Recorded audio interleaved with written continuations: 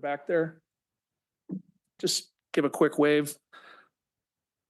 Cassie Tarmadal, Bryce, Center Research, and then if our pages don't mind coming forward to just say a quick hello. Our committee pages right now are Senya, Olivia, and Michael. Very glad to have you. Thanks for all of that. Did we miss anybody? Do I have a list of the two fellows?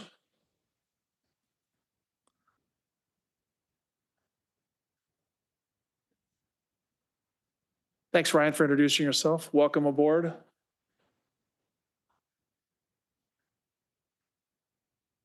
Well played, Chris. Well played. That's our intern. All right, folks, if you've seen the agenda, we anticipate a great hearing today talking about data centers and nuclear. It is no secret those are topics that both the House and the Senate expect to be before them. We have a list of testifiers. If you are not on the list, but we're hoping to testify for a couple minutes, please let Mr. Klein know. Mr. Co-Chair, I don't know if you want to say anything else or just dive into the witnesses. I'm ready to roll.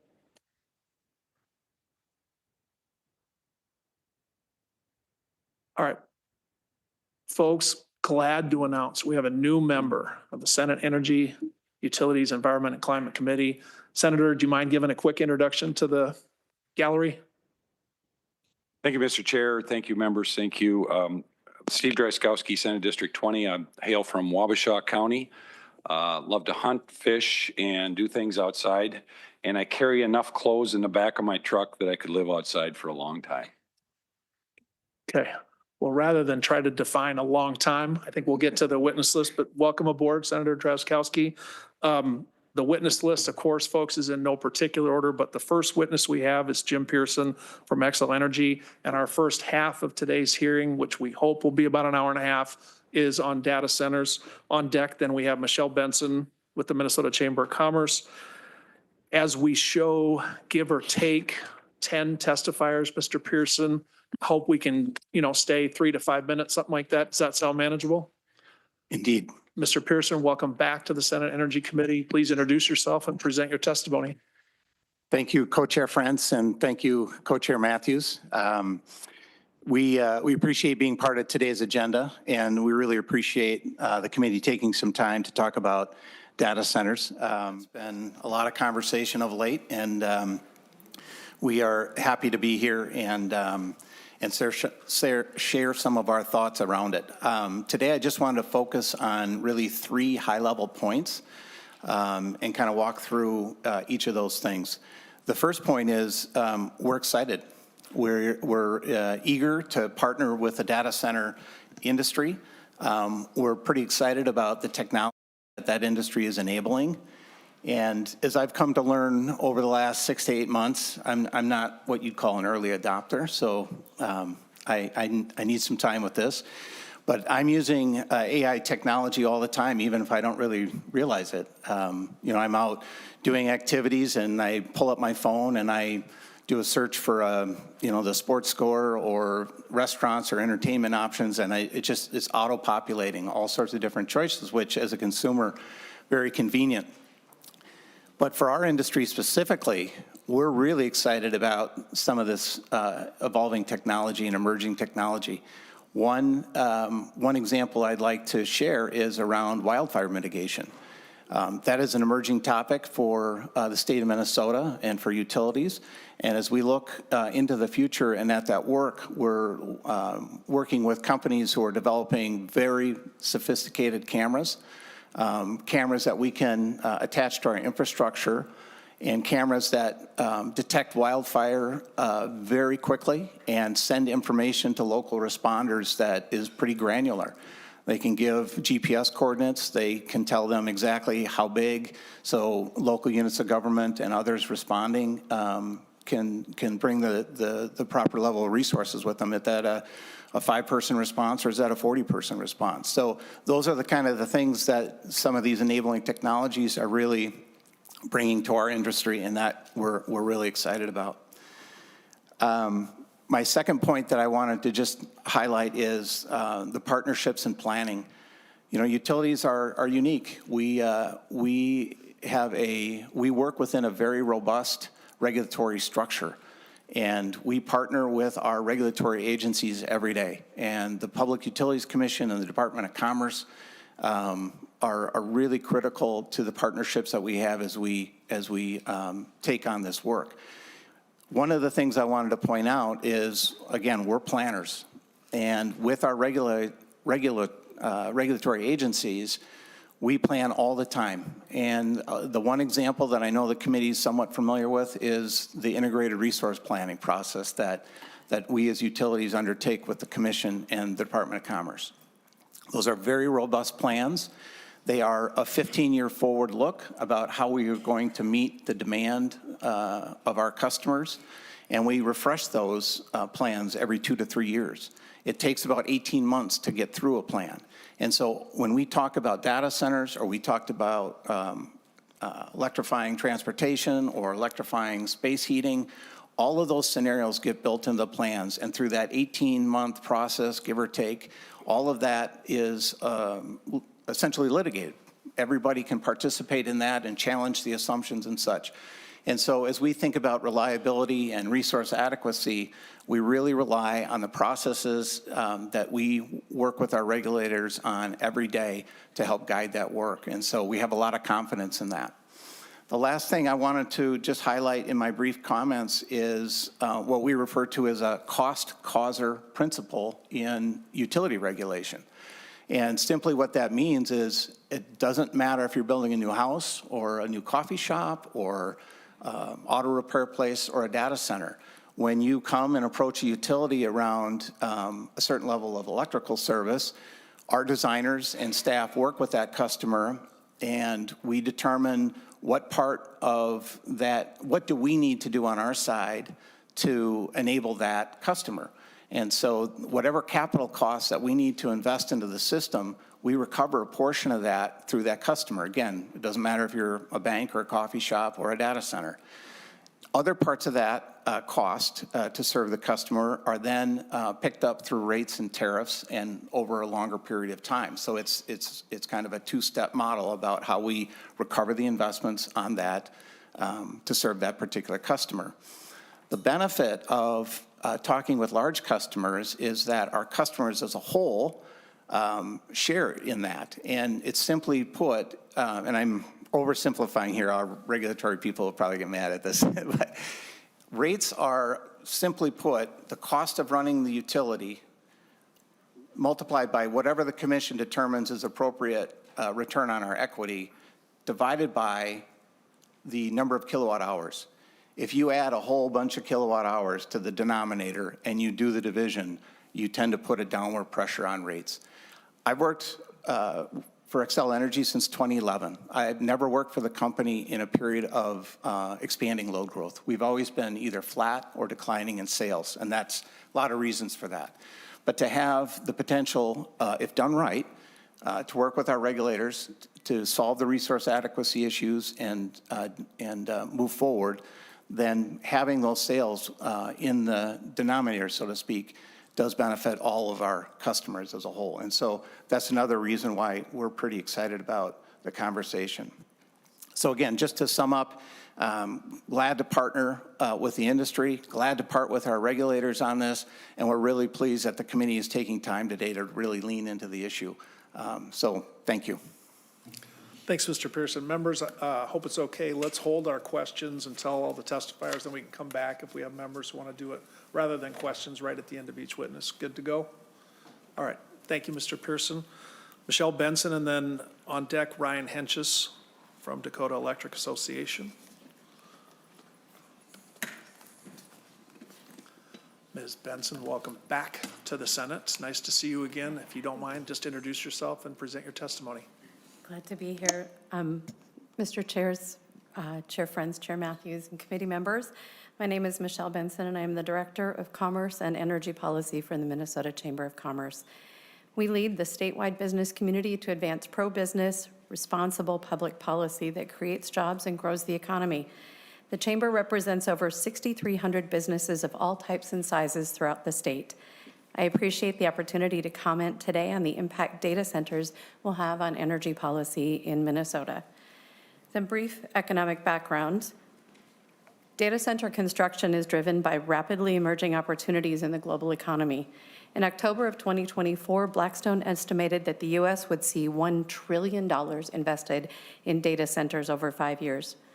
Goldman Sachs estimates that AI could automate many work tasks, leading to productivity gains. They're predicting a 25% increase in productivity on average for companies that adopt AI. AI's advancements will start to have measurable impact on the U.S. GDP by 2027. The use of AI will drive demand for data centers. Now, you've probably used AI. I used ChatGPT when I became a new energy lobbyist to go to your website and ask it to create a table with all of your contact information. So my apologies, but that's one of the ways these tools can save time. An HR manager can ask ChatGPT to create an industry-specific job description and save hours in preparing for a new hire. AI is coming, and we're going to be part of it, whether we choose it or not. The AP reported yesterday that the chairman of Oracle suggested that the $500 billion investments in Stargate would make it easier to treat diseases such as cancer. Minnesota is the home of Medical Alley. We're the home of world-renowned Mayo Clinic.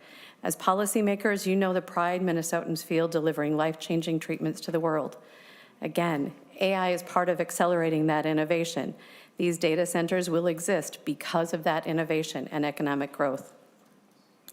Energy policy and economic acceleration will be linked through data centers, and I am so grateful that you decided to have this hearing today. Yes, we have concerns. Minnesota has higher than average commercial and industrial electric prices and a challenging permitting environment, but we see this as a moment of opportunity. We can create designation for these projects and meet the energy needs that economic growth will demand. As policymakers, you're also aware of concerns such as water and energy usage. In response to market demands and environmental concerns, data centers are prioritizing energy efficiency and sustainability.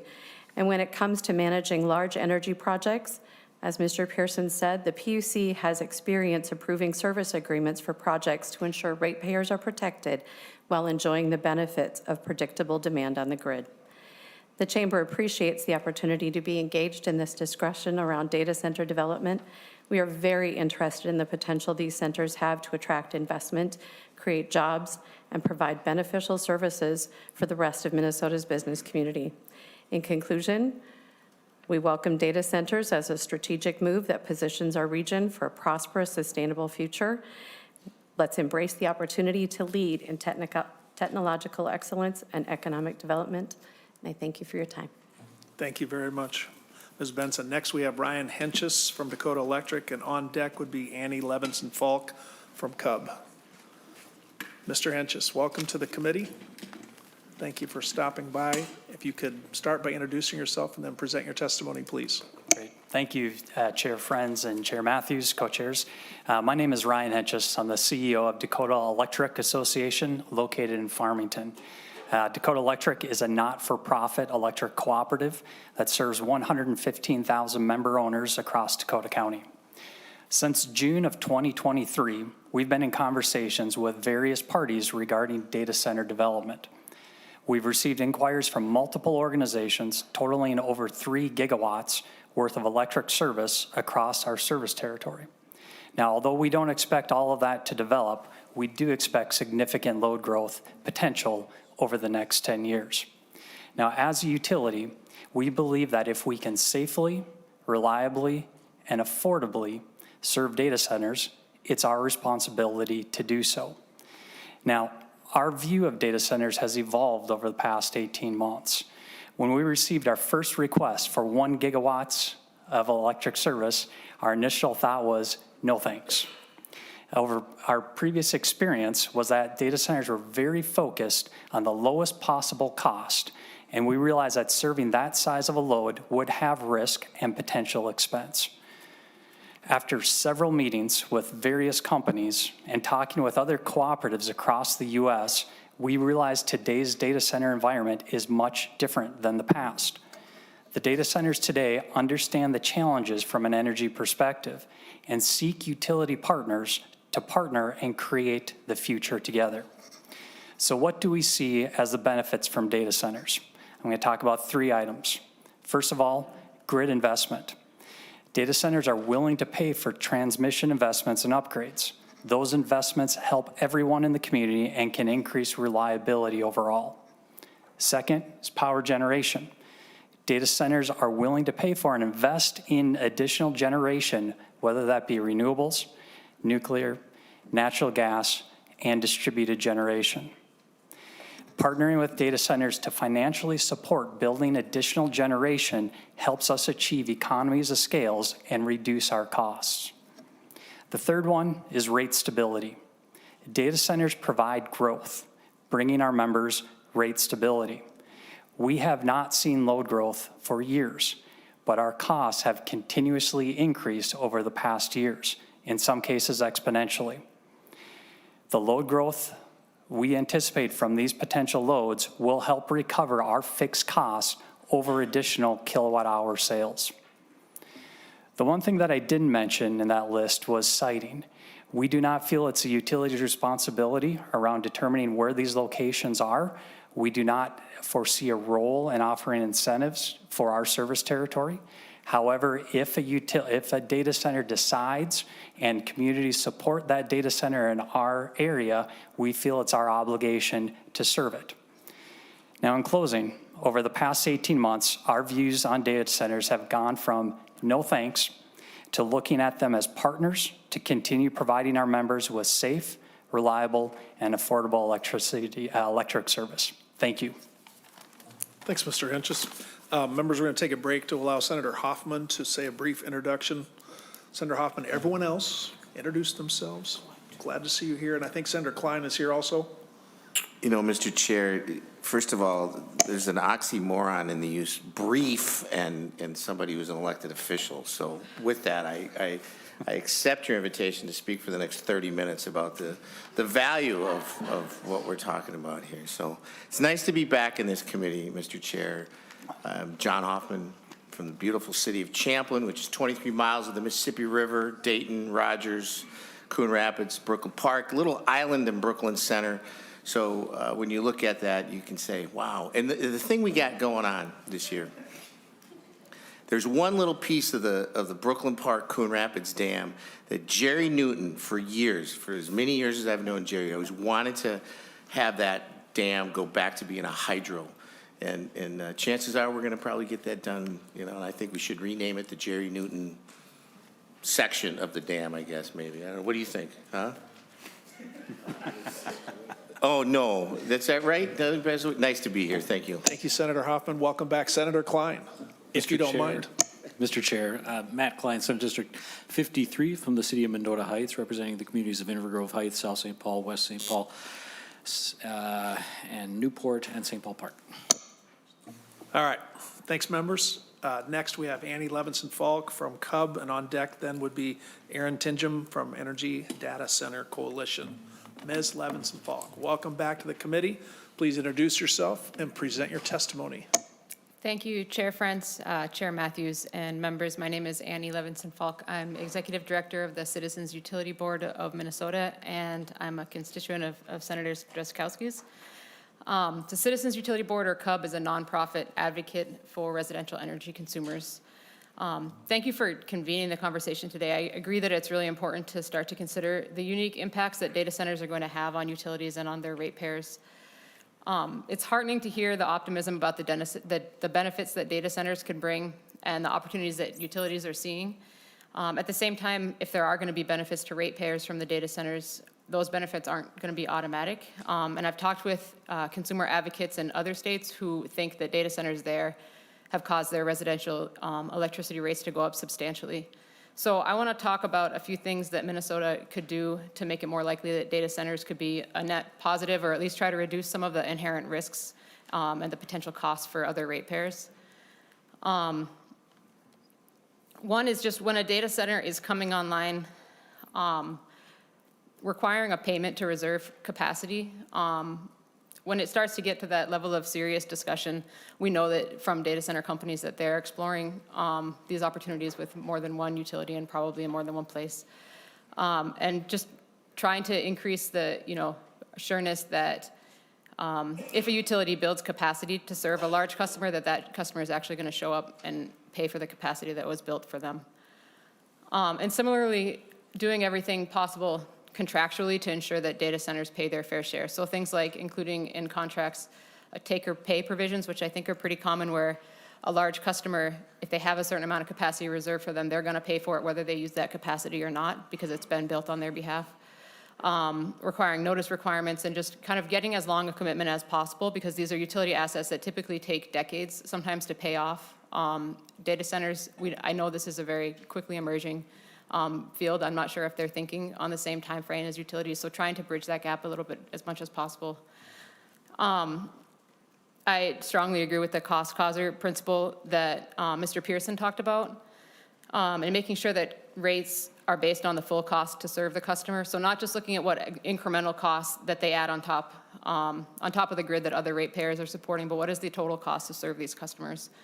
And when the utilities and the Public Utilities Commission are examining the cost to serve data centers, I think it may be helpful to put those data centers in a separate rate class. That's kind of a wonky term, but basically when they're doing that analysis to consider customers of the magnitude of these large data centers separately when they're modeling the cost to the system. And that will help everybody just to have more transparency. There will still be arguments, but it'll be clear to everybody what the actual cost to serve those unique customers are, because they are truly different from other types of large industry. And I think it's important to carefully scrutinize the contracts that investor-owned utilities have with data centers. I think this is important for the public interest and also just for public trust. I know there's a lot of concern around the public, and some of it may be merited and some of it may not be. So I think just having as much transparency as possible is going to do us all well. You may have seen in the Star Tribune last week an article covering the sale of land by Excel for the purpose of building a data center by Sherco. Excel sold land for $7.5 million to a company that turned around and sold it to Amazon for about $73.5 million. So that raised a lot of questions, and I think maybe could be a learning experience for all of us about how to get, we just need, I think, a lot more transparency and where possible competitive bidding processes to ensure that there's, market forces at work and that customers are being treated fairly. Also, I think others will probably speak to this more, but it's also, equally important to think about the impacts of data centers on pollution from the electric sector, and trying to do things like taking advantage of the heat that these data centers are giving off. Can we reuse waste heat? Maybe there's opportunities to pair it with weatherization or efficiency opportunities, maybe to free up grid capacity, and in doing so, helping out residential customers with their own bills. Demand management, so data centers are not always very flexible. They need the electricity when they need it, but even if there is just a little bit of flexibility across such a large load, I think that can make a material difference. So thank you again for your time and attention to the topic. I'm sure you'll come back to it throughout the year, but thank you for the opportunity to speak. Thank you very much, Ms. Levinson-Falk. Before we go to our next testifier, and that is Aaron Tinjum, who can come forward, please. We have another couple members that we want to allow a brief introduction. Senator Lucero, we all introduced ourselves. If you don't mind just introducing yourself again, that would be great. And then Senator McEwen. Senator Lucero. Thank you, Mr. Chair. It is an honor to be back. I'm looking forward to continuing to serve on this committee and the great conversations of energy for the future of this state. I have the privilege of serving the Albertville, St. Michael, Otsego, Elk River area. And again, thank you so much. Thanks, Senator. Senator McEwen, where are you from? Thank you very much, Mr. Chair. Well, I'm Senator Jen McEwen. I represent Duluth in the Minnesota State Senate, beginning my 5th year as a state senator and elected official, and loving every minute of it. Glad to be back. Thank you.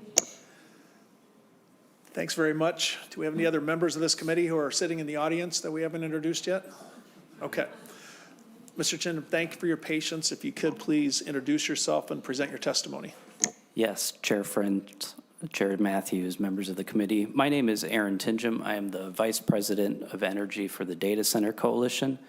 DCC is the national membership organization for the U.S. data center industry. We represent 34 leading data center owners and operators with infrastructure investments and teams across the country.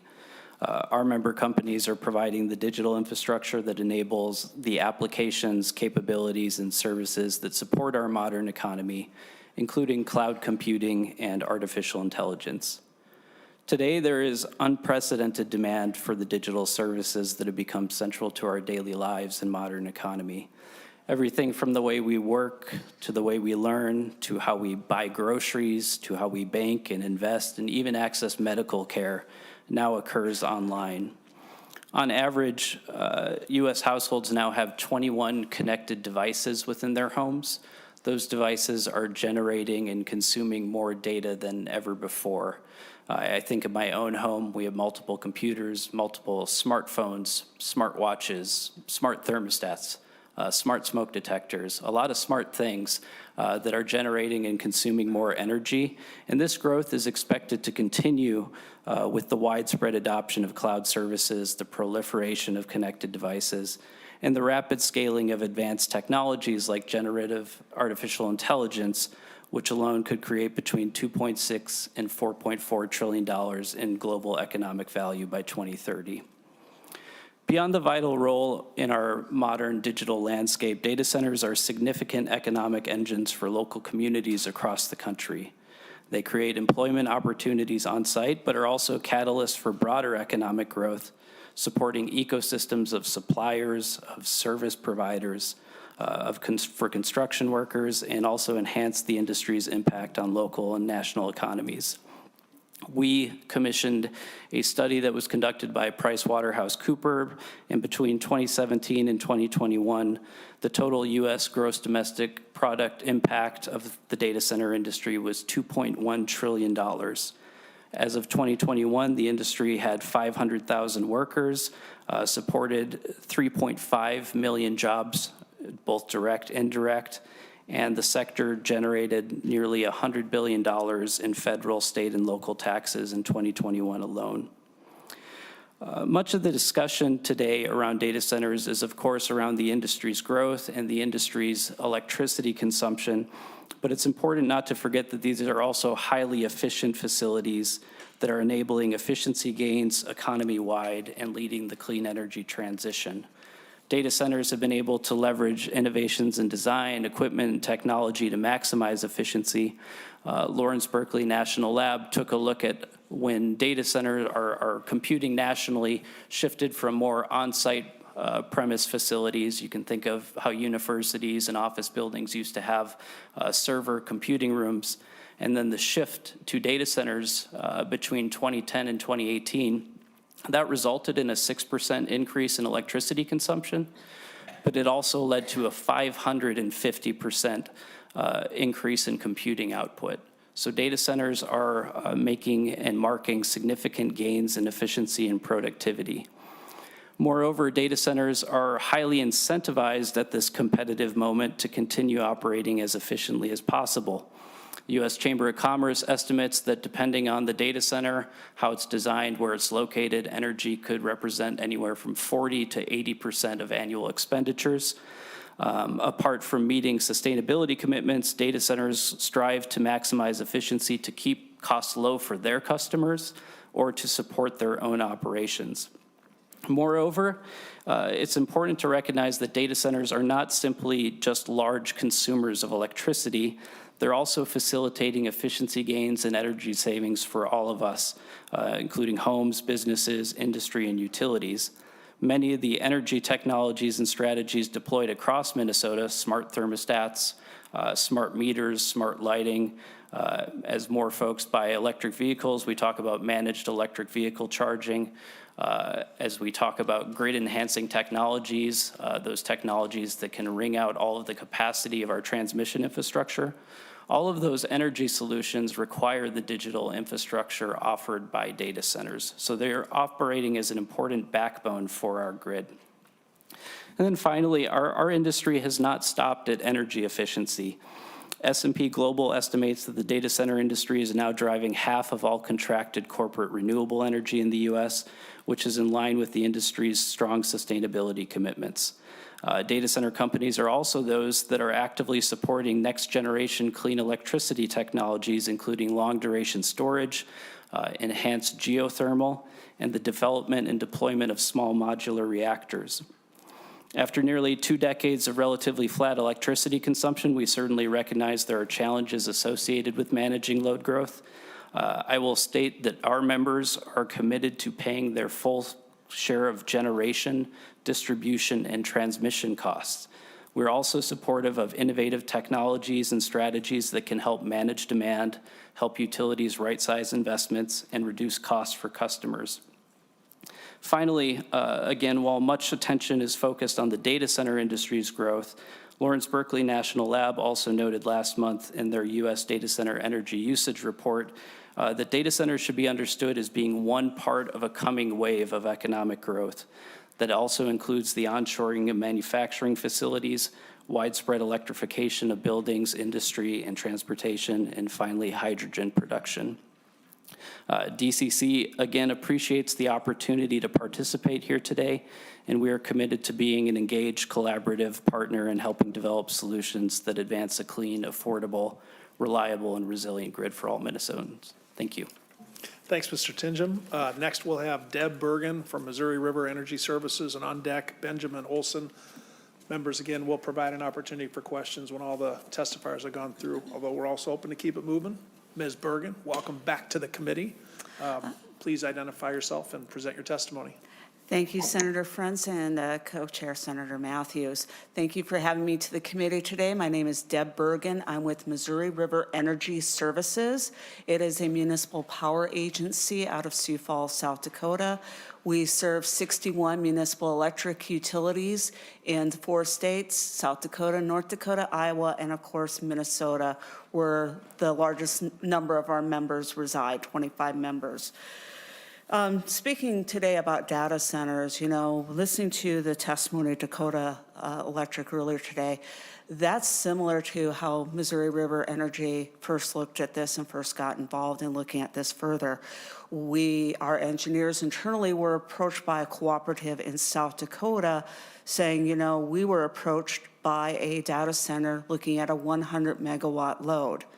For reference, Missouri River Energy's largest municipal member is Moorhead, Minnesota. When Moorhead, Minnesota's peak electric usage is 85 megawatts.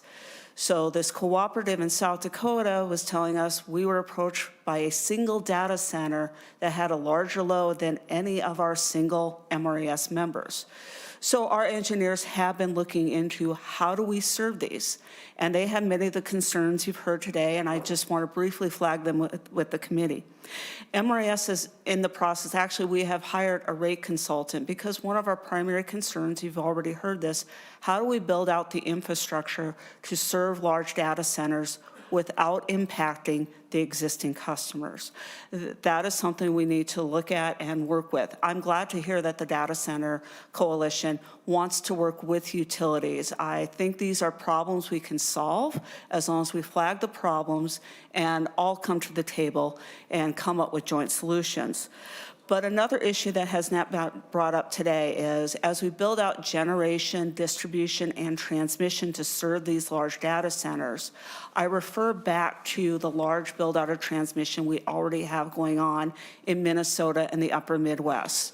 We had the CapEx 2020 projects and those were completed, but as many of you are aware, there are other MISO Tranche 1, Tranche 2, and Tranche 2.2 and 2.1 large-scale transmission projects going on. One thing that all of the partners who want to see data centers get built in the upper Midwest need to start considering is infrastructure fatigue. As we see build out of transmission in the rural areas of Minnesota, and I've seen it in South Dakota and North Dakota as well, landowners are less forgiving about allowing large-scale transmission to come across their land. I remember having conversations with my father with the large build-out in the 70s where a lot of landowners and farmers said, oh, you want to build a large transmission line across my farm. How much will you pay me? Sounds great, let's go. That has changed. We are seeing a lot of pushback. As I said, we've seen it in South Dakota and North Dakota, and we're starting to see a little bit of it in Minnesota on the build out of the large-scale transmission. So as we go forward and consider large data centers in Minnesota and the upper Midwest, I think we all need to partner together to determine not only how we build out the generation and the transmission, but how we protect landowner rights and how we deal with infrastructure fatigue while we do that. Thank you, members of the committee. Thank you, Ms. Bergen. Thanks for the presentation. You may have some questions from some members at the end. Our next testifier is Benjamin Olson from Minnesota Center for Environmental Advocacy, and on deck, Mr. Zach Martin. Mr. Olson, welcome to the committee. Thank you for coming. If you could start by introducing yourself. We're hoping for 3 to 5 minutes. Mr. Chair and members, Ben Olson, Legislative Director for MCEA. I'd just like to point you to our written comments that we submitted to the committee from Amelia Voss, who's our Climate Program Director for the Center for Environmental Advocacy.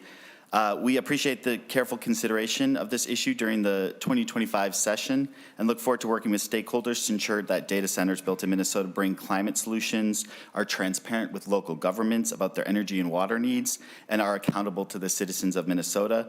And our commitment is to work with you, Mr. Chair, and members as proposals come forward with stakeholders, with members of the public, to make sure that those objectives are met. And that's all today. Thank you very much, Mr. Olson. And members, you probably already saw that in your packet. You have written materials submitted from several of the testifiers, including that from MCEA. Thank you, Mr. Olson. Mr. Martin, welcome back to the committee. If you could please introduce yourself and present your testimony. Sure, thank you. Good afternoon, Co-Chair Frentz, Co-Chair Matthews, members of the committee. My name is Zach Martin, and I'm the Government Affairs Manager for Elite Minnesota Power. And today I'm here on behalf of Minnesota Power that has been headquartered in the heart of Senator McEwen's district in downtown Duluth for more than a century. We are an investor-owned utility with over 150,000 customers and actually quite a unique electric load with more than 70% of our electric sales dedicated to large power industrial customers. But we also serve some of the lowest income communities in the state, so affordability is always top of mind as well.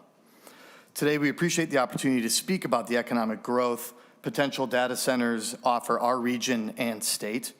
At Minnesota Power, we also agree that we're optimistic and well-positioned to serve new large-scale data center customers.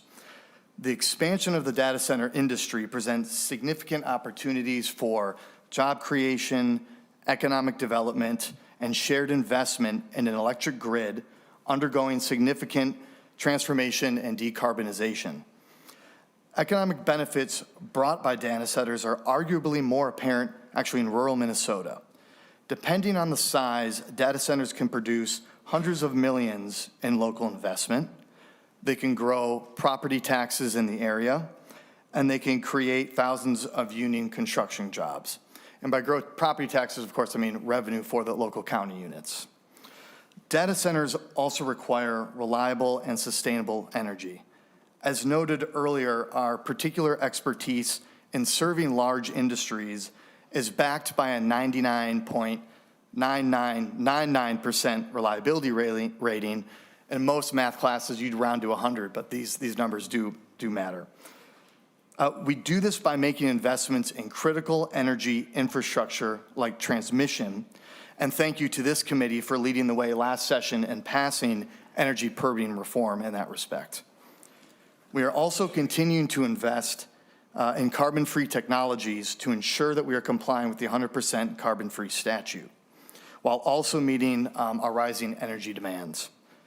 As you approach this session, we encourage members to support policies and other proposals that encourage data centers to locate in Minnesota, and I'll leave it there, so thank you for your time. Thanks, Mr. Martin. Thanks for your testimony before the committee. To be continued with Elite. Next, we have Kathy Johnson for the Coalition for Responsible Data Center Development. Ms. Johnson, if you could come forward, please. Members, we have a policy where we want all testifiers to feel welcome. So, Ms. Johnson, I understand you come here with a particular concern about a data center. Hope you'll have a little bit of testimony in general about data centers, and we're hoping your testimony can be limited to about 3 to 5 minutes, if that's all right. Thank you. Welcome to the committee. If you could start by introducing yourself. Thanks. And then I'm present Kathy your testimony. Johnson, and thank you, all of you on the committee.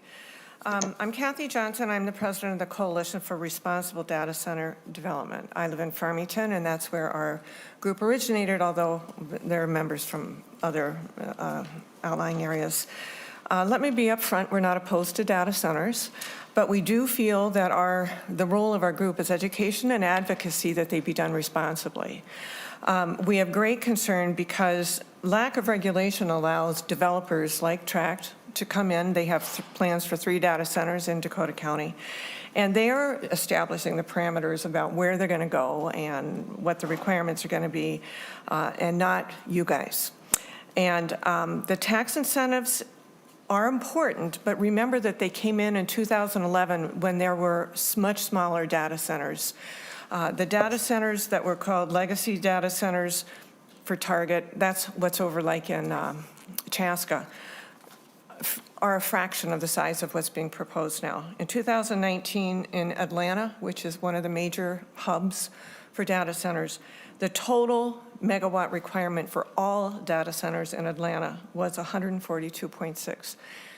One data center campus that's being opposed by Tract in Farmington requires, or is asking in their AUAR for 708 megawatts.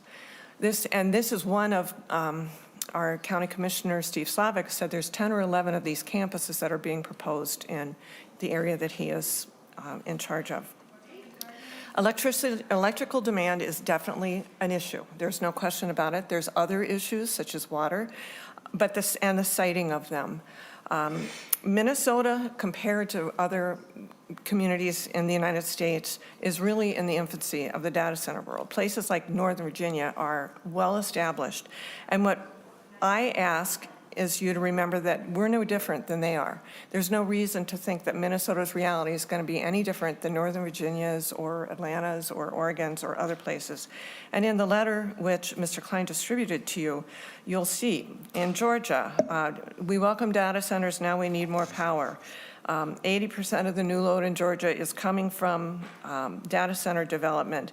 And the GP, Georgia Power executive, said the same thing. This will put downward pressure on rates, but in fact, rates are going up in Georgia. As a sidebar, the tax subsidies have resulted in less net loss, in a net loss to Georgia, to the point where the Georgia legislature passed pausing the incentives for 2 years. The governor vetoed it. But they're producing less jobs than originally promised. It's not, I'm not against data centers, but you need to be eyes wide open. AI is needing so much power, it could make yours worse. A strong link of which Minnesota is in the red zone. This is from Bloomberg Technology.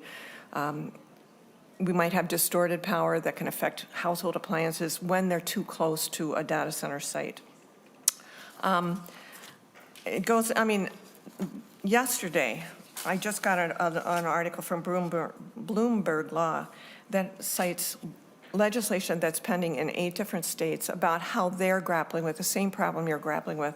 I would be glad to share that website. I think it's important for you guys to realize that other places are further along than you are, and in other places, ratepayers have been forced to share the cost of companies' infrastructure to the point where many power companies have a very angry ratepayer group. As we build them, we ask that you ensure that the ratepayers in Minnesota are not burdened with the increases to the data center infrastructure. And again, we're like everybody else. There's no reason, but I'm asking you guys to be at the helm of data center development, establish guidelines. Placing them in residential communities is inappropriate. Placing them next to environmentally fragile areas is inappropriate. And now is the time to holistically look at the pros and cons, the advantages of data centers, and do it right. Ensure that the transparency and accountability and ensure the promised financial benefits of data centers are balanced and don't discriminate against the quality of life of Minnesota citizens. Real quickly, Bill Liskey this week is introducing a bill, and it's a bill that will require that data centers in the hyperscale be zoned industrial, be deemed industrial. I really encourage you to look carefully at that, because that is what's happening, not just in Farmington, it's happening in many communities in Minnesota where these hyperscale data centers are coming into residential communities, and that is overwhelmingly cited as an issue in research. Thank you for your time. Please be in charge. Thank you very much for your testimony, Ms. Johnson. Last testifier on our list is Jake Steen from Larkin Hoffman. Mr. Steen, if you want to come forward.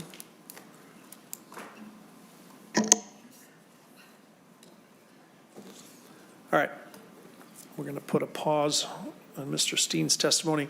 Members, let's go to member questions here. We're about 45 minutes in, thought about maybe 40, 45 for nuclear, so we've got some capacity here. Senator Rarick. Thank you, Mr. Chair. My questions will be for Mr. Tinjum. Mr. Tinjum, thanks for coming back up. Senator Rarick. Thank you, Mr. Chair. In your testimony, you talked about efficiencies that the industry has been working on and seeing. Can you kind of help us understand some of the efficiencies you've maybe seen over these years, and then follow up with, when you build a facility, are these efficiencies usually in future facilities that you're going to build, or are you updating current facilities and then actually seeing a decrease in the amount of electricity that they are using, which would, have that potential of building the infrastructure to meet a demand, and then as efficiencies happen, that demand isn't there? Mr. Tinjum. Yeah, it's a very important question. I think, as a level set, again, energy is oftentimes the largest annual operating expenditure for these facilities. And so they're constantly evaluating ways in which to reduce their cost, meet their sustainability commitments, and also reduce costs for customers to the extent they are leasing a facility to one or more tenant. The ways in which they do that our facility design overall. I think the industry has come a long ways in recent decades on how they design these facilities. If you walk into one, these are climate-controlled rooms with rows and rows of server infrastructure. Cooling is often done by air. Depends on the facility and where you're at, but generally it's done by air. They are exploring a number of different ways in which to cool these facilities, and so water is one of them, but again, air is most frequent. There's a lot of discussion right now around liquid cooling potential, which would effectively submerge server equipment within a coolant, or there is also direct-to-chip cooling, which would circulate a coolant directly onto the chip to keep the server infrastructure cool. If these facilities are not cooled, studies show that a data center will increase in temperature about 1 degree per minute, at which point you would have server failures and equipment failure. And when you consider that the nature of these facilities are 24/7 facilities that need to be up and running to support all the essential services that we're using in our economy, our members are always looking to balance the efficiency with ensuring the reliability of their operations. Senator Rarick, any follow-up? I got a couple. So fire away. Thank you, Mr. Chair. We've been hearing things in other states, but do you envision that any of your customers would be seeking potential generation on their own at their own facilities at some point? Mr. Tinjum. Senator, that's another good, important question. By and large, we have 34 different member companies, so on any given issue, you can get a wide range of different opinions and approaches. But by and large, our preference of our members is to work directly with the local utility company in procuring energy. our industry also has strong sustainability commitments, and so there's a definite preference given to clean, carbon-free generation. As I noted in my testimony, our industry is also leading the way in trying to get to a cleaner, firmer future in which we're supporting those clean electricity technologies, whether it be long-duration storage. There are announced projects around enhanced geothermal. There are announced projects around small modular reactors to help ensure that the industry's growth is not resulting in an increase in emissions, but in the future is continued to be fueled by clean energy.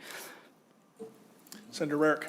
Last one, not particularly energy related, but you have to have a fiber connection, I'm guessing, to these facilities. What type of connection does that require? Are you guys putting in your own type of connection to a main hub, or is there an impact on the local area with existing connections that folks have that should be considered as well when we're thinking about where we're placing them? Mr. Tingem. Senator, there are a number of key siting considerations that our members are taking into account when they are considering where to build and construct a data center. One of the most important considerations is access to existing fiber infrastructure. Depending on the project, they may be able to leverage existing infrastructure. They may need to extend it. So it really depends on the exact project. Other considerations, of course, are workforce. Is there a skilled construction workforce, IT workforce? Minnesota has that. Is there a state and utility and commission with strong clean energy commitments? That's another attractive factor here in Minnesota. So Minnesota, I would say we have decent fiber access for members looking to build facilities along with those other considerations. Good, Senator Rarick. Okay, next we have Senator Matthews. Senator Matthews.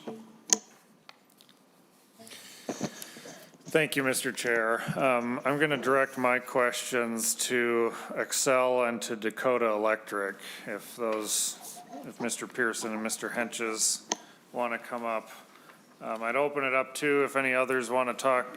Any others that represent power generators, utilities, or whatnot. But you two spoke the most on some of your relationships with potential customers in the works and spoke on basically the need for the power that you're going to have to supply to these potential facilities. And so I see we have like this two-track. We've got opportunities of centers that are coming up, but then finding ways of either generation that you can provide or forecasted generation in the future. And I'd like each of you to just discuss for short term, do you see, how much do you see that you can absorb? And what do you think the process would be? Because my assumption is that at some point in the future, data centers appear to be on the verge of growing, probably beyond what you believe your current capacities are. And what's that process then going to look like? Are you going to have to put up a stop sign? We say we can't do any more. Is there going to be a process for more generation in the future? Kind of like you two to talk me through what you foresee at this point. Mr. Henches, you talked about potentially up to 3 gigawatts of proposals. That was a number I jotted down after you stated it. So just give me some feedback from both of your organizations' perspectives of what this will look like with proposals you have and what the process might be to power them. Well, thank you, Senator Matthews. Yeah, so 3 gigawatts is a lot. We don't expect that much to come online. That's one of the conversations across the industry right now is you're seeing these large numbers. Reality, we think, is something much less. Our perspective starts with partnering with the organizations, with the data centers, understanding a couple of key items. One of the key items is ramp rate. When I say 3 gigawatts, or if I said 1 gigawatt, the assumption would be that means on a date, it's going to go right up to that. The reality is it comes on over time. So there's a time period here for which these data centers come online and which the necessary capacity is required. Right now, our view is it's somewhat of a near-term, mid-term, and long-term discussion. So near-term, there are certain ways of providing that. We do have some excess capacity at this point, but as you read, capacity is becoming less and less available. At some point, something will need to be built. So our conversations are, we can get off the ground and running. Once something has to be built, there will be agreements with them what that is and what that cost structure would be for them. And then understanding long-term, everything that we do with them has to comply with Minnesota state law. So whatever the carbon-free environment is under state law, that's what we have to be building towards meeting in the future. So there's a variety of ways of doing that. We've put together a variety of proposals. We haven't signed any contracts at this point. Some look at near-term being more distributed generation, potentially batteries located across the distribution system. Near-term, or mid-term, that's where you start getting into more questions. Is it additional natural gas somewhere? Could be. Long-term, probably looking at nuclear. If we're talking about, supporting gigawatts worth of generation, that's likely going to be an option. Along the lines, though, continuing to develop solar and wind as we're able to. So it's kind of all of the different tools that we have to meet the ramp rates over time. Senator Matthews, or do you want to just go to Mr. Pearson? Mr. Pearson. Mr. Pearson. Thank you, Mr. Chair, and thank you, Co-Chair Matthews, for the question.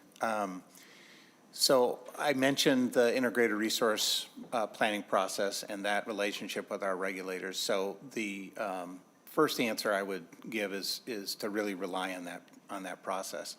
Now that's obviously a longer term planning process that takes time. So we have a current proceeding in front of the commission now. Well, I understand that to be on a commission agenda sometime next month. And that is looking at a plan that went through a number of load scenarios. And if I understand it correctly, we had about 450 megawatts or so baked into that plan for this purpose. So as we go to refresh that, we're going to continue to update those projections and again, work through that process to decide how best to meet that demand. As a company, we tend to try to rely on assets that we have in our system rather than just pure market purchases. So that is always a bias. I will say that one of the challenges, and Mr.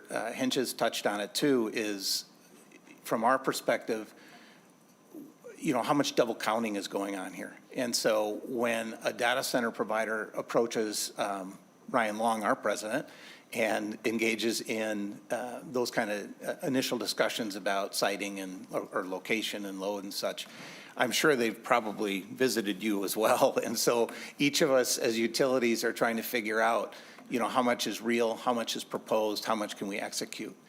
I know that our senior leadership was involved in internal process and set the goal of trying to chase or attract about 1,000 megawatts or a little bit above that between now and 2032. That is a number that we felt confident we can plan and deliver on. But the sky is not the limit. Obviously, these factors will start to pinch depending on how much of these projects actually come to fruition. So that's why we really rely on the partnerships we have with our regulators in that process. I think, is the question about nimble and time, those are certainly good questions too. But as Mr. Hengens said too, it's an ongoing conversation with the providers.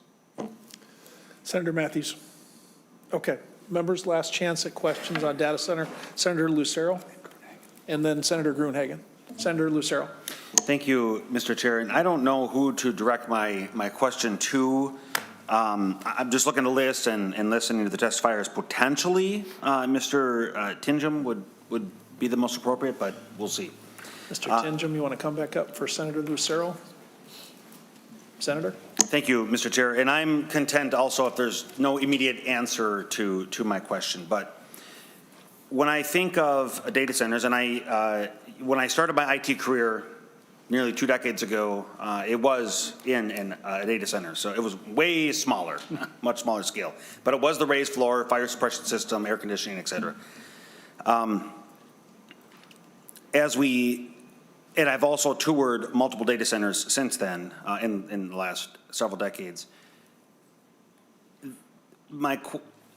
After it's constructed, so obviously there are many jobs and many different fields that are involved with the preparation and the actual construction. But after that's all done, and after the data center is filled up with servers and technology, what I'm wondering is there any metrics or data as to the jobs that exist that are going to be using the data center, whether it be storage, whether it be the development of new technology systems or writing code, that are located in Minnesota?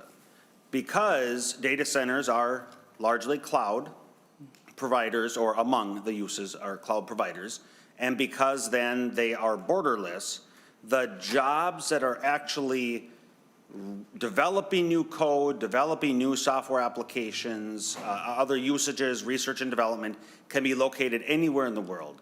While the data center and the forces that make potentially Minnesota conducive to construct them here doesn't necessarily mean after they're constructed that the jobs are in Minnesota. And so with that background, the question is, what is the relationship with all the usages, AI, researchers, these high-paying jobs, and how they might be located actually in Minnesota? Thank you. Yeah, it's an important Thank you, question. Senator Lucero. Mr. Tingem, I'm guessing a lot of members have this question on their mind. So jobs in Minnesota, Mr. Tingem. Yeah, and so the number of on-site jobs at a data center will really depend on the operator and owner. When we quantify jobs within the data center industry, we aren't talking about kind of those adjacent and just broader tech jobs. We're talking about the ones that are on-site or within data center companies specifically. So as I referenced in my opening remarks, we commissioned a PwC study to look at the economic impacts that went through 2021, and we're in the process of updating that study for 2023 and all 50 states. And so I'll be happy to supply that to you. But one of the key findings in our original iteration of that report was that for every job within a data center, 6 additional jobs within the community are supported. So we're talking about the suppliers, the vendors. There were restaurants in Northern Virginia in the pandemic. Northern Virginia is the largest data center market in the world. Restaurants that wouldn't have survived without the data center lunch crowd effectively coming in during the pandemic. And so all of that kind of gets to the fact that there are on-site jobs at these facilities. They are significant, but it's also the ecosystem we're talking about around those actual facilities. Senator Lucero. Senator Lucero is good. Senator Gruenhagen. Oh, thank you, Mr. Chairman. Yeah, I was wondering if Deb Bergen would come forward. Ms. Bergen. Yep. And then while she does, a couple interesting things. I don't know if anybody followed, but Bill Gates is a religious disciple of the Green New Deal. But you know what he's doing for his data centers? He's refurbishing 3 Mile Island nuclear power plant. So I think, members, we need to seriously think some modification of what we passed last session, because these data centers are going to want base load electricity. Even Bill Gates understands that.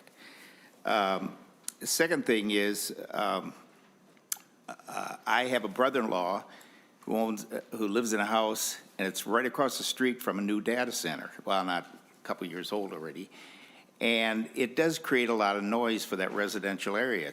It was built right across the street. And the thing is, they did do a noise study, and they did do a lot of effort to reduce the noise. But even according to the last test, which was last March, I believe, there's still 2 decibels over state requirement. So these facilities, and I do want to acknowledge Kathy Johnson, they do need to be built a certain distance away from residential areas, because it's causing a lot of aggravation. On the plus side, my manager in my hometown, in charge of the municipal power plant, says that the revenue coming from these data centers, and they're going to expand and build another one onto it, I guess, or expand it, significantly keeps the electricity rates for the customers in that community much more stable. So I think the testimony of Kathy Johnson does need to be adhered to. I think they can be a tremendous benefit. They do need baseload electricity, from what I've studied, but I think we need to modify what we passed last year. So now I'll get to my question for Deb. You know, you talked about infrastructure. If I remember right, and correct me if I'm wrong, members, we did pass some infrastructure funding last session, okay? But I think it went mostly for windmills, and which aren't going to be built anymore, according to our new president, and solar gardens. Does that infrastructure money, or would we need new spending to address your concern about infrastructure? Ms. Bergen, did you get that question? Yes, I did. Yes. Senator Gruenhagen, I do not have any answer as to how much the funding would bring.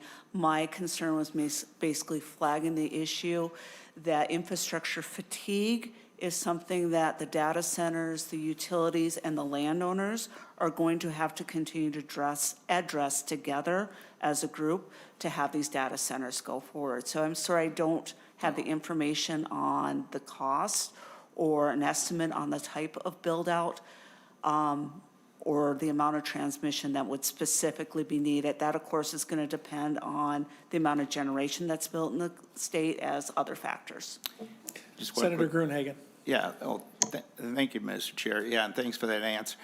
Is there any organization that you know of nationally or here in Minnesota that is putting that type of information together so we can get a handle on what type of infrastructure we need to put in and what the cost would be? Ms. Bergen. Senator Gruenhagen, members of the committee, not off the top of my head, but I believe perhaps one of the representatives of the Data Center Coalition, Mike. Do you? We'll ask the questions here, Ms. I'm Bergen. sorry. I'm sorry. I'm sorry, Senator No, it's fine. Prince. Mr. Tinjum, welcome back. Senator Gruenhagen, do you want to give Mr. Tinjum your question? Sure, thank you, Mr. Chair. Yeah, the question was, Deb's concern was we're going to need quite a substantial building of infrastructure to handle all these data centers. And my question was, is there any organization or group that has a fiscal handle or study on how much it's going to cost and what we actually need at this point? Mr. Tinjum. Yeah, and I think it gets at a very important question, Senator, which is what is the actual amount of expected growth? And I think that gets back to square one, which is how are we building our forecasts of load growth in this country? As I mentioned, data centers are one part of the wave. We're the first part of the wave that's really showing up in a concrete way. I think it's really going to depend on an individual utility by utility basis, and I think resource plans are a great place to dig into the forecast, dig into the modeling, and then identify the costs associated with the load individual utilities are saying. Senator Gruenhagen, you good? Yeah, I think that was a no. Nobody really knows yet. Thanks, Senator. Really distilled it down. All right. Members, we're good. We're going to move on to the next topic. Thank you to all the testifiers. To be continued on data centers. We're now going to move to the second topic on the agenda, nuclear energy usage in Minnesota. We have somewhere between 30 and 45 minutes, so we'll let the testifiers go in the order we have them. That would start, I believe, with Pam Gorman from Xcel Energy. I think that's right, Mr. Pearson. Okay. Ms. Gorman. Then on deck would be Blake Johnson from Prairie Island. While the testifiers are getting set up, Mr. Pearson, you're welcome to come up also. Folks, this is a topic that's going to have a lot of discussion. I think Senator Matthews is hoping to have nuclear be a topic, so we don't have to cover it all here. If you know the history of nuclear energy in Minnesota, one of the stakeholders that we're interested in is Prairie Island. So as we go through this, keep in mind, the questions are basically reliability, affordability, what to do with the waste. And with that, glad to have Xcel Energy here. Mr. Pearson, does that signal you got a slideshow? Yeah. It does, Mr. Chair, and I'm not sure. I know you're not expecting me to know how to get that set up. There we go. We often have help from the pages with this. You got it going? There it is. Okay. Ms. Gorman, nice to see Thank you you. again. Welcome back to the committee. Mr. Pearson running the laptop for you. Please introduce yourself and present your testimony. Okay. Thank you, co-chair friends and committee, for having me. I'm excited to be here today. My name is Pam Gorman. I've worked for Xcel Energy for 35 years. Don't know where the time has went. Most of that, however, in nuclear power. And I spent the first third of my career working in the operations side of our Prairie Island plant, so most familiar with that. And then the last 7 years, I've spent a lot of time working on policy and strategy, both for our existing fleet and then as we look to the future for what advanced nuclear can have for a role in our portfolio. So I'll start with today, the first slide. Thank you, Jim.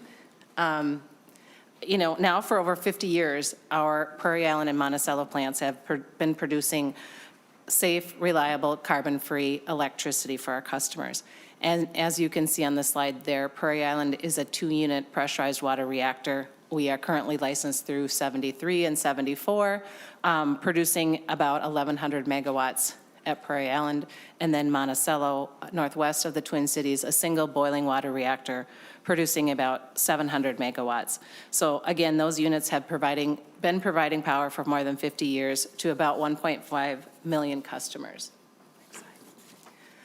All totaled there, you see 1,700 megawatts of clean energy, providing about $1 billion to the local economy every year.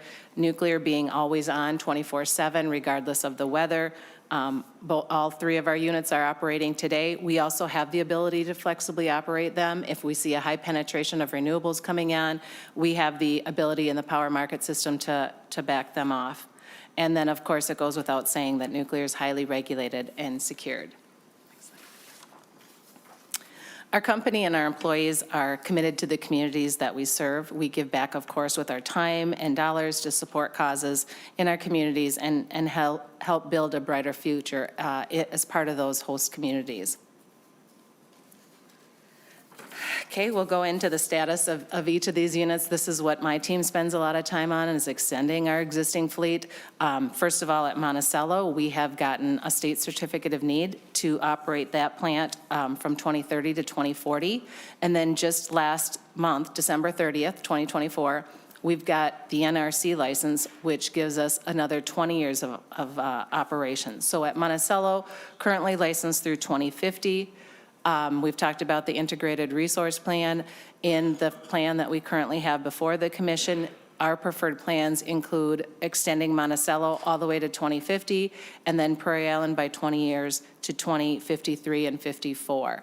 So for the extension of the Prairie Island plant, we have a certificate of need also filed with the State Commission right now, where we are asking for that additional 20 years of operation. And then once we receive that order from the commission, possibly at the end of this year, there'd be a legislative stay before the order is in effect. But then we would move on to the federal process, where we will, again, just like Monticello, apply for a 20-year extension. And our intent is to do that following the 2026 legislative stay. Again, our nuclear fleet accounts for about 40% actually of our existing carbon-free generation, and about 1/3 of the total generation in our upper Midwest. So between 2020 and 2023, our nuclear units produced 55.3 million megawatt hours. So that's about greater than 90% capacity factors. And of course, in the extreme summers and cold winters, we have those units that we're relying on for our carbon-free backbone. Let's transition a little bit and talk about advanced nuclear. Next slide. It comes in many different sizes, of course. They rely, in general, SMRs will rely on a lower construction cost. They're factory made. They are simple, passive safety designs with a lower cost. And then you would expect to see a smaller emergency planning zone as well as security zones. But it varies. It can go all up to the full reactor size. The 1,000 megawatt units are like traditional reactors today, the AP1000s that were built down by Southern Company in Georgia. And again, this allows really our utilities to tailor to the electricity needs to the customer demands. Again, a lot of developers out there for advanced nuclear technologies. I'll talk about a couple on the next slide. But as you can see, I'm planning to deploy over the next decade, whether it be from a couple hundred megawatts up to, like I said, the scale of the 1,000. And considerations, and I'll talk about this more, but fuel supply, supply chain, licensing, those are all things that we as an industry and as consumers need to look at as we consider the future of these technologies. Next slide.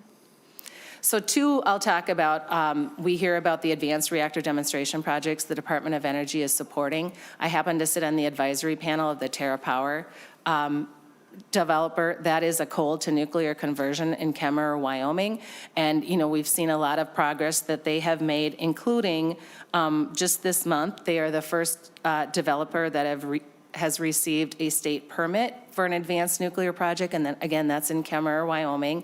The intent is with these demonstration projects to have the pilots online by the end of the decade. And that's important for a few reasons. It's going to really demonstrate the technology, but it also answers a lot of questions. And any new technology, you're going through first of a kind development. So the TerraPower, the Natrium reactor in Kemmerer will provide some of that insight to their technology. And then the second one is X Energy, and they have partnered with Dow Chemical in Texas to build their pilots. They're going to use some of the steam from those units, but same intent, have those units online by the end of the decade and demonstrate the technology and everything that goes with first of a kind project. Put together this slide is something to think about as we're looking at advanced nuclear. I think we're not unlike every other utility in the United States that is looking at this technology. We're trying to learn and understand from the pilots, but there's a number of things that we have to evaluate too, because the cost is a big one. We need, again, these pilots will help us demonstrate what the cost can be, but right now there's a broad range, and it can be, anywhere from $50 a megawatt hour up to $200 a megawatt hour, and it depends on the level of the cost estimates. But I think, again, we're looking at these demonstration pilots to really help us zero in on those costs, which are important for our customers to understand. There's a licensing and regulatory risk. Again, when you're first of a kind licensing with the Nuclear Regulatory Commission, it takes time, it takes resources, and all of these different technologies are going through that licensing process with the NRC. I've mentioned the construction risk, supply risk. Again, when you're dealing with first of a kind, you're standing up a supply chain, you're standing up construction, and we need to better understand that. And again, the pilots help us do that.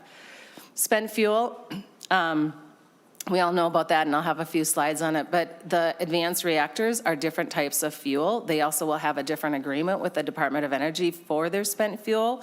We'll talk about this in a little bit, but some of the technologies today can actually take spent fuel, from example, from Prairie Island or Monticello, and recycle it into a form of feedstock for their technologies. So I think we're going to hear a lot more about recycling as we continue this conversation about spent fuel.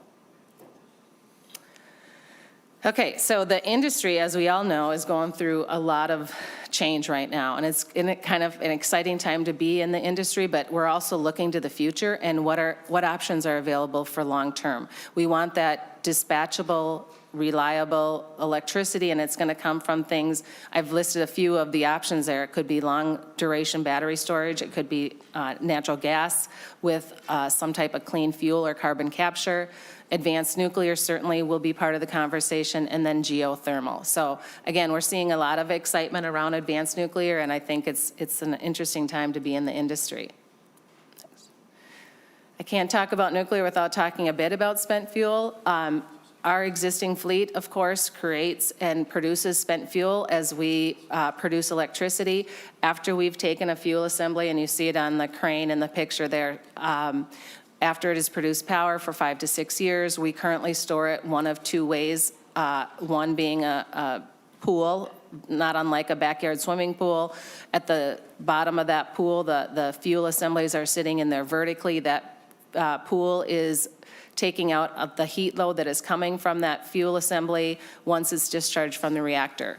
And then secondly, once it's been in that pool for a period of time, we load it and store it outside. The left is Monticello, where we have 30 canisters of fuel currently that will take us to the end of the license 2030. And so that's the certificate of need that we ask for additional storage as we look beyond 2030.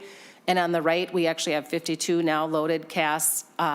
They're a vertically based sealed system, and we will look to extend that storage once we want to extend beyond 2033 and 34. Okay. Department of Energy, we've seen a lot of starts and stops over the years. For a while, we were focused on Yucca Mountain, and still makes sense to me. That'd be a great place to store fuel. However, politically, it's not really on the table right now. Instead, DOE is taking a consent-based approach with the siting program. They did some grants to 13 grantees and really studying what is the basis for consent, what does consent look like, what communities may be interested in a consent-based siting program. And now, as a next step to that, in 2025, we'll begin the conversation looking for communities who are interested in being part of consent-based siting program going forward. And like I said, then you mix in recycling, which will change the conversation as well. Those assemblies still have a lot of heat, a lot of energy that we can reuse, whether that be a different technology or recycling. But certainly, we're going to continue to hear a lot about spent fuel, whether it be storing or recycling, and a combination of both. We have 2 private initiatives that have already received licenses from the NRC to have and host interim storage. Those decisions were appealed in the court system and actually are going to be argued in front of the U.S. Supreme Court. So those conversations are going to take place in March of 2025, and the court will rule on those licenses before they adjourn in the 2025 session. So again, it's possible we'll see these private initiatives move forward, assuming a positive ruling by the Supreme Court. Okay. Last, just kind of a picture of the state of the industry in the U.S. And as you can see up here, we have 94 operating reactors at 53 sites. I mentioned we had the Vogtle unit come online last year, both Vogtle units over the last couple of years. NEI, which is our industry consortium group, they did a survey of operating utilities and sort of asked, what's your profile looking forward? And 90% of the fleet expects to operate the existing fleet, like Prairie Island and Monticello, at least 80 years, similar to what we are doing. We have the license for Monticello. We're going to pursue the license for Prairie Island, and 90% of the fleet intends to do the same thing with the existing fleet. But then looking ahead, they're giving a rough estimate of at least 100 gigawatts of new nuclear being needed by 2050, possibly more, some double that, some triple that. So if we just take the 100 gigawatts, that would translate to about 300 SMRs. So as you can see, we are going to have a lot of change. In addition, if like you had in your previous conversation, data centers and other things coming online, and we see the growth we expect, certainly there will be opportunity for advanced nuclear as well. And again, I think I've made the point, but our existing fleet is important to our customers. We provide that carbon-free, round-the-clock energy that our customers need, and it's an important part of our future going forward. We have just relicensed Monticello. We're going to relicense Prairie Island, and then we continue to be a leading utility and want to be part of the conversation around spent fuel. How do we come to resolution? How do we get the consent-based siting program moving forward? And so we play an active role in the industry on moving that forward. And with that, that is all I brought to today, but if you have questions at the end or however you want me to do that. Thanks, Ms. Gorman. Members, we usually hold questions till all the testifiers. As I am not sure we're going to get through them all, let's keep the testifiers going, but we'll make room for questions regardless before we adjourn today. Fair enough, Senator Gruenhagen? All right, Ms. Gorman, yes. Mr. Pearson, thanks very much. Next, we'll have Blake Johnson from the Prairie Island Indian Community, and on deck, Michelle Benson. Mr. Johnson, welcome back to the committee. Thanks for taking some time. Please introduce yourself and present your testimony. Good afternoon, Mr. Chair and members of the Senate Energy Committee. My name is Blake Johnson, and I'm the Government Relations Representative for the Prairie Island Indian Community. I am also a tribal member. My Dakota name is Hokshida Mazawambadi, which means Iron Eagle Boy. We'd like to thank you for the opportunity to testify before the committee today. My testimony on the nuclear moratorium repeal is a topic that is very important to our tribe due to the unique situation we find ourselves in relative to Xcel Energy's Prairie Island nuclear generating plant. Prairie Island Indian Community is a federally recognized tribe in Minnesota whose reservation is located on an island, Prairie Island, in the Mississippi River. Our reservation sits less than 700 yards from the plant and over 1,000 tons of nuclear waste generated from the plant. We are the closest community, native or non-native, in the nation to a nuclear plant and store nuclear waste. As you may know, the Prairie Island nuclear plant went into operation in 1973, adjacent our reservation. At that time, the tribe did not have the resources to ask questions of the company, engage in regulatory process, or lobby the legislature. So the plant was built without consultation without consultation of our community. In fact, a number of our tribal members worked on the construction of the plant given the lack of economic opportunity at that time for our people. The Prairie Island nuclear plant was put in operation with the idea that the federal government will construct a national repository for the nuclear waste. As we all know, there was a site in Nevada, Yucca Mountain, which was designated by the federal government for nuclear waste. Yucca Mountain never became viable despite tens of billions of dollars spent on that site. So in 1994, the Minnesota legislature authorized dry cast to be stored at Prairie Island. The tribe adamantly opposed this, but it was passed over our objections. As a result of that policy choice, one which we opposed, tribal members had to have lived next to the spent nuclear waste for over 30 years and next to a nuclear generating plant for over 50 years. There are several generations of tribal members who have never known their ancestral lands without either of those things. We understand the reason for this discussion today. As a part of the state's carbon-free goals and the future demands from the data centers and AI, there is additional need for baseload energy into the future that also complies with the carbon-free law passed in 2023. As the original stewards of the land we're currently on, we support conservation efforts and the move to clean energy. But we must also keep in mind that each energy policy decision comes with trade-offs. If we rely on legacy source of generation, then we run the risk of additional pollution.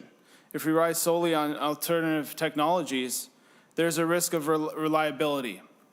And if we rely heavily on nuclear power generation, the result is additional nuclear waste.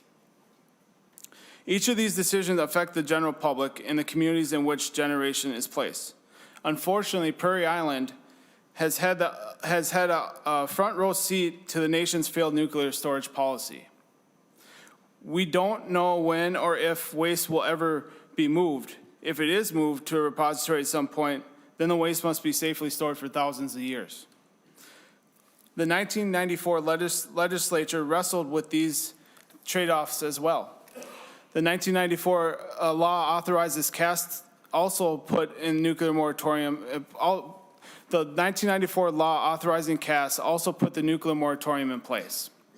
The legislative findings from that law state, the legislature finds that there is a great uncertainty over the means and costs of disposing of radioactive waste generated by nuclear power-rated generating plants. Current and future electric ratepayers are at risk to pay for these uncertain and potentially enormous costs. These costs could cause economic hardship for the citizens of the state and damage economic growth. For these reasons, the legislature finds it necessary to protect its citizens against these costs. While these potential costs do not currently warrant closing and operating a nuclear power plant, they do warrant a moratorium on nuclear nuclear plant construction and closer monitoring of operating nuclear power plants. And that was from the laws of Minnesota 1994, Chapter 641. The issue raised in 1994 still rings true today.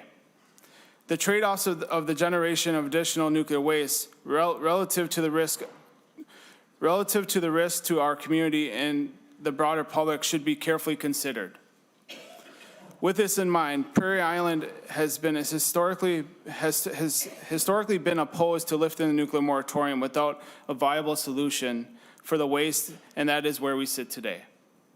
That said, we understand the policy choices you are faced with, and we are well aware of the consequences of climate change if we do not take any action.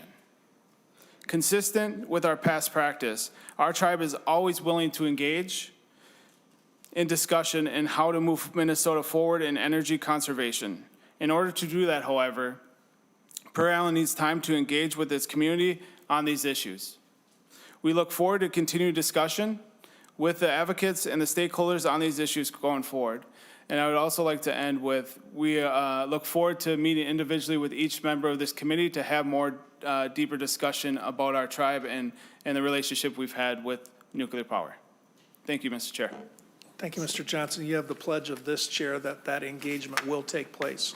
And I want to thank you for your testimony, and I know you're talking to your community. So members, again, let's hang on with any questions. If we have time, we'll go back. To be continued, Mr. Johnson. Thank you. Ms. Benson? And on deck, we have Derek Moe from MREA. Ms. Benson, welcome back to the committee. Reintroduce yourself, please, and fire away. Thank you, Mr. Chairs and committee members. My name is Michelle Benson. I am the Director of Energy Policy for the Minnesota Chamber of Commerce, and I appreciate the opportunity to comment on lifting the nuclear moratorium in Minnesota. The Chamber and our more than 6,300 members believe in the triple goal of affordable, reliable, and cleaner energy. Meeting all three parts of this goal is essential for Minnesota businesses to remain competitive regionally, nationally, and globally. While Minnesota has enacted 100% carbon-free by 2040 mandate, market forces and voluntary commitments were already driving transformational changes in energy supply and use, whether it's reducing carbon emissions in their operations, making sustainable products, or helping suppliers and customers to undertake ambitious plans to reduce environmental impact. The changes are real and ongoing. Minnesota's business community has been stepping up with innovative ways to expand electric transportation, energy-efficient buildings, materials, tools, and technology, and expects a low-cost energy supply to support those investments. Energy is a major cost for Minnesota businesses.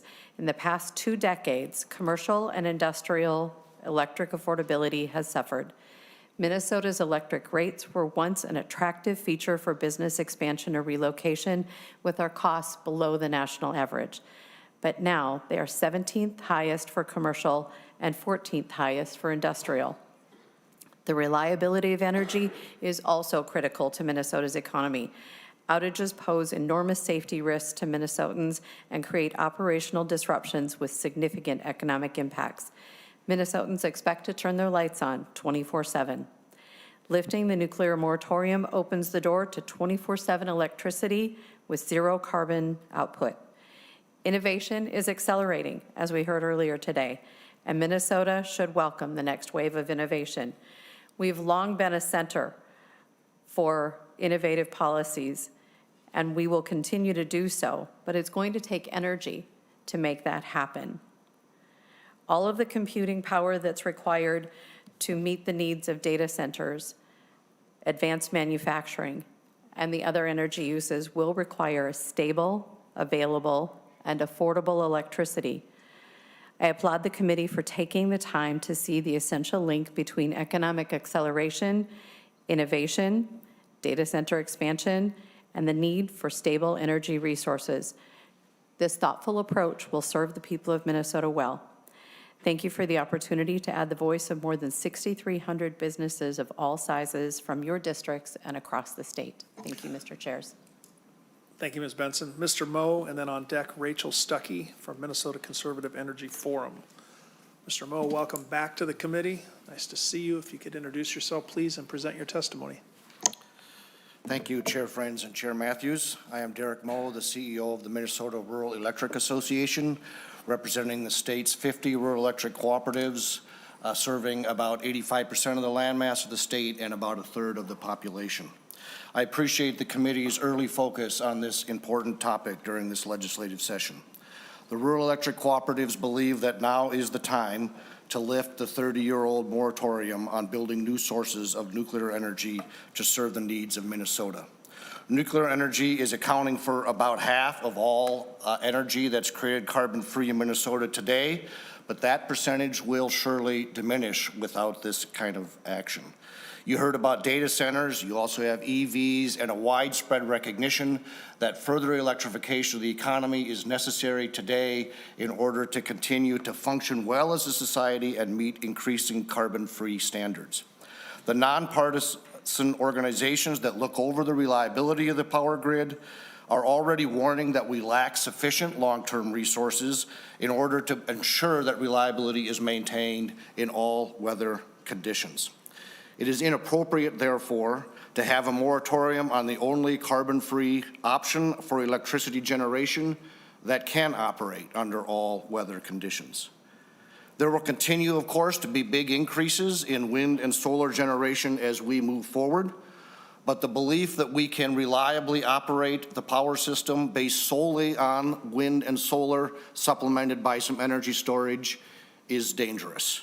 We need to have other resources available, resources that can meet these needs under all conditions. The nuclear industry is responsible for its fuel throughout its fuel cycle. The spent fuel at Minnesota's existing plants have been well managed and are heavily regulated and have not caused harm to date. It is in fact true of all the industry's spent fuel that these standards have been met. The worker and public safety records of the nuclear industry is also well ahead of other sources of electricity generation. It is a safe alternative that also requires less land use than other sources of generation. I'm an optimistic Minnesotan and believe that we can meet these challenges of low growth, deep decarbonization, and continue to grow Minnesota's economy and keep electricity available in every hour. But to move these objectives forward simultaneously, we must have energy policy in the state allowing for balancing these difficult goals. We must have carbon-free generation available in all hours of the day. MREA is pleased to be working now with a broad coalition of stakeholders that will be focused on lifting the nuclear moratorium this session, the newly formed Minnesota Nuclear Energy Alliance. When the moratorium was imposed, we were in a much different environment. Coming to terms with today's realities necessitates that we take action to lift the moratorium and allow traditional as well as new advanced technologies to serve the public. We look forward to working with this committee and the legislature on this important issue. Thank you. Thank you, Mr. Moe. Next, we'll have Rachel Stuckey from the Minnesota Conservative Energy Forum, and after that, Mr. Kevin Pranis from Leuna on deck. Ms. Stuckey, welcome back to the committee. Please introduce yourself and present your testimony. Thank you, Chair Friends, Chair Matthews, and committee members. Thank you for the opportunity to testify today. My name is Rachel Stuckey, and I am the Executive Director of the Minnesota Conservative Energy Forum, or MNCEF. I believe you've heard from my predecessor, Kayla Christensen, multiple times, but as a refresher, we are a nonprofit education and advocacy organization that promotes a market-based, all-of-the-above energy strategy for Minnesota, based on key principles such as economic growth, property rights, environmental stewardship, job creation, and national security. We applaud the committee for engaging in these vital discussions about Minnesota's energy future. Increasing electrification, as well as new growth in technologies such as data centers to support artificial intelligence, present mounting challenges and opportunities for Minnesota's electric energy grid. While these advancements bring substantial economic benefits through jobs, tax revenue, and infrastructure investments, to say nothing of quality of life improvements, they make achieving Minnesota's 100% carbon-free by 2040 mandate even more challenging. MNCEF believes that meeting this goal while ensuring reliability and affordability cannot be done without increasing clean baseload power sources, and nuclear energy is a safe, reliable, and carbon-free power source, therefore essential for meeting our growing energy demands. Nuclear energy already provides approximately a quarter of Minnesota's electricity through just 2 facilities at Prairie Island and Monticello, demonstrating impressive capacity and stability with minimal land use. Our state's moratorium, however, blocks us from embracing next-generation nuclear technology, such as advanced reactors and small modular reactors, or SMRs. As major companies like Amazon, Google, Meta, and Microsoft turn to nuclear power for their data centers, Minnesota's outdated restriction threatens both our clean energy potential and the ability to attract economic investment. Lifting the moratorium would not fast-track nuclear development. Rather, it would remove an unnecessary barrier, allowing us to develop thoughtful, balanced, practical energy policy for Minnesota while maintaining robust regulatory oversight. Any nuclear development would still proceed through an extensive permitting process, prioritizing safety and environmental protection through comprehensive studies, coordinating with state and federal regulators, and meaningful and collaborative local community engagement. We believe that this process would undoubtedly include implementing the latest innovations in spent fuel storage and safety protocols, all while generating substantial employment opportunities from construction through operations. We respectfully urge the committee to include nuclear energy as an option for Minnesota's energy strategy by removing the moratorium and allowing proposals for new projects to emerge for the first time in decades. Thank you for your consideration, and we look forward to collaborating with you to advance our shared goal of affordability for ratepayers while working toward a cleaner, more reliable, responsive, and resilient grid. Thank you, Ms. Stuckey, for your testimony. Next, Kevin Pranis from Leuna, and on deck, Philip Holt from Generation Atomic.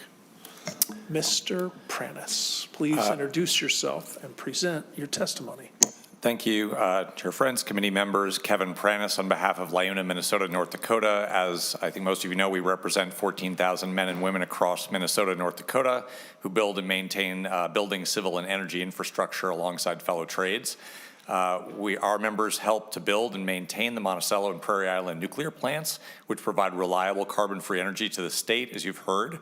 Nuclear energy currently provides thousands of high-quality jobs to members of Leuna, other building trades, and the in-house workforce represented by IBEW. These plants are not only a key source of jobs and economic opportunity, they're also a critical energy resource, without which it would be impossible for Minnesota to meet our 100% by 2040 carbon-free goals. I want to recognize Mr. Johnson's testimony and the impact of Prairie Island Generating Station, on-site waste storage, and the way the most impacted community was left out of the decision-making process. We agree if we're talking about responsible expansion of nuclear generation, that can't happen again. Over the coming decades, Minnesota will be trying to achieve significant reductions in total emissions while simultaneously meeting growing demand for electricity. If we want to do that affordably, reliably, and safely, we believe expansion of nuclear generating capacity has to be on the table and part of the conversation. Powering a 24/7 clean grid poses real challenges with our current load and load profile, which peaks in the summer.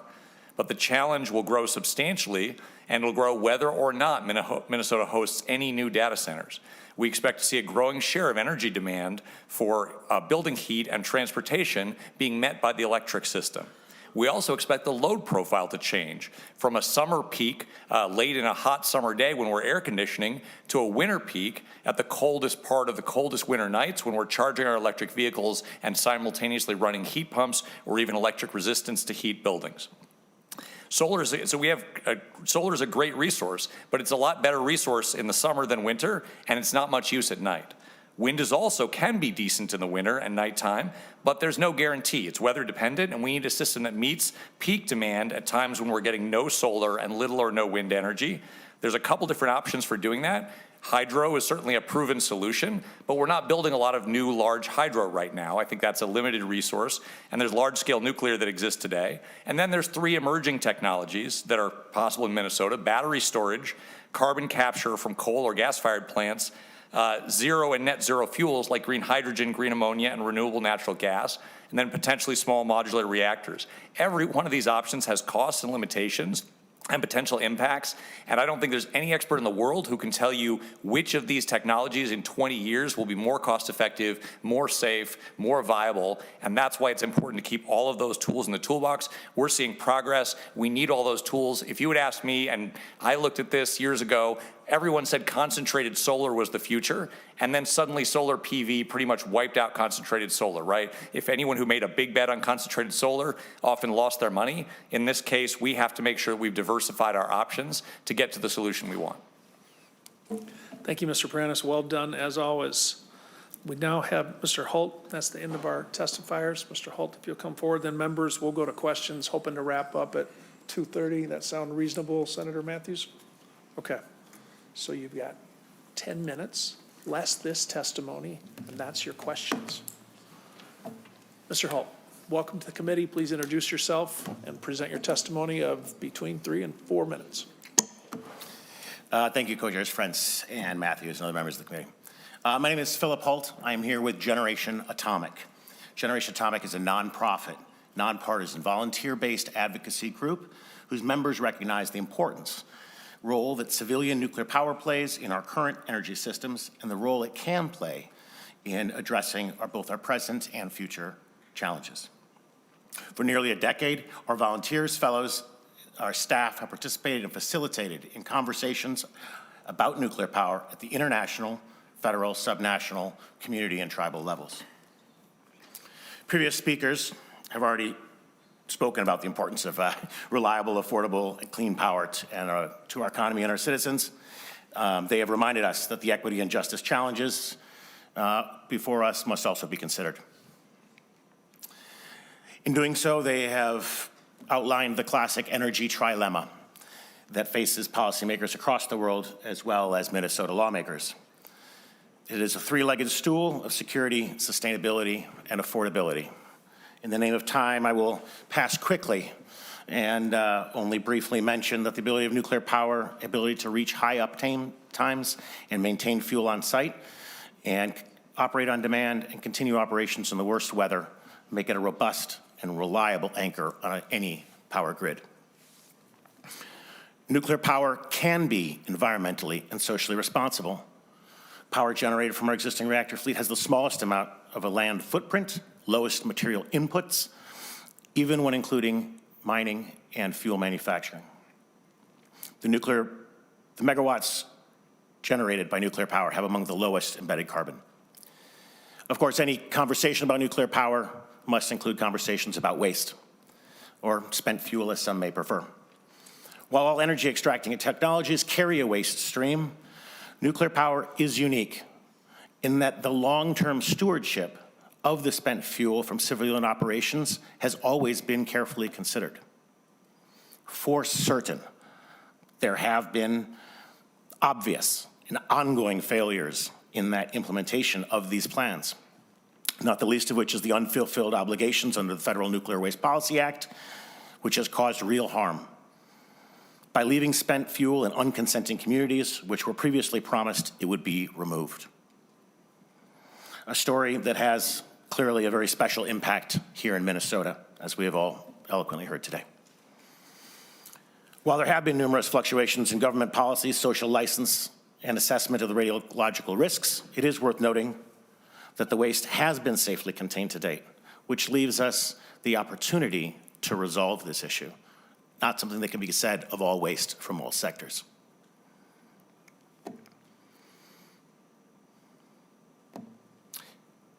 I see that my notes here have been well covered by my previous predecessors, so I'm just going to bounce through them quickly and note that on the financing cost of capital costs has long been a challenge for large reactors, but many existing nuclear reactors now have a lifetime of 80 years or more, and they may be better viewed as long-term investments in energy systems than short-term returns.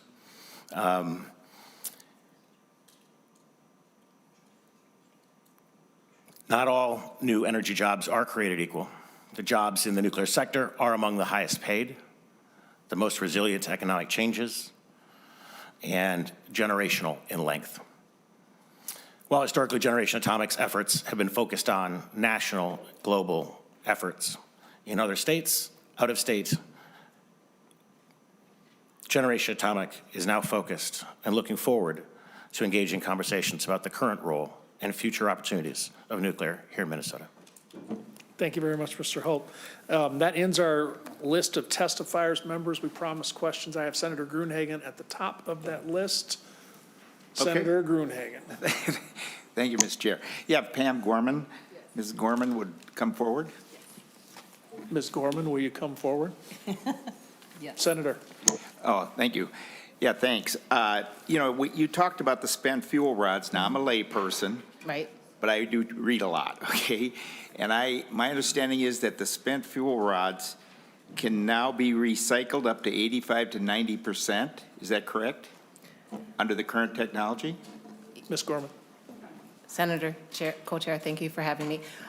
Yes, that is about 95% of the material can be reused. It's not a one-for-one reduction. That doesn't mean you're left with 5% of the byproduct.